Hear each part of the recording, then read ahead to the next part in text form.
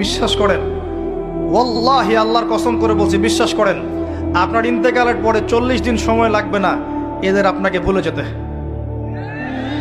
ওয়াল্লাহি আল্লাহর কসম করে বলছি, এই মানুষগুলোর কেউই আপনার প্রকৃত অর্থে আপন নন। আপনার অবস্থানকে তারা ভালোবাসে, আপনাকে তারা ভালোবাসে না। আপনাকে শুধু আপনার রব আল্লাহ ভালোবাসেন। আপনি তার উপর তাওয়াক্কুল করে হারাম ছেড়ে দেন, আপনাকে আল্লাহ পাক বেহিসাব রিজিক দেবে ইনশাআল্লাহ তাআলা।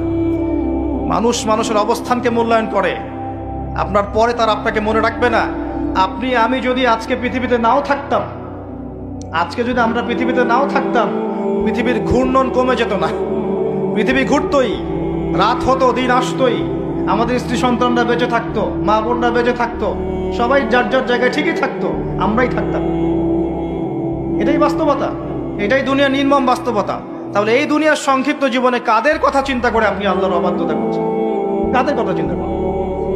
স্ত্রী সন্তান পরিবার পরিজন ছেড়ে দেন, আল্লাহর ওয়াস্তে হারাম ছেড়ে দেন, হালালে চলে আসেন। আমরা ইসলাম নিয়ে অনেক বড় বড় কথা বলি, কিন্তু সবচেয়ে বড় কথাটা হচ্ছে এই আয়াতটা, যেটা আমি তেলাওয়াত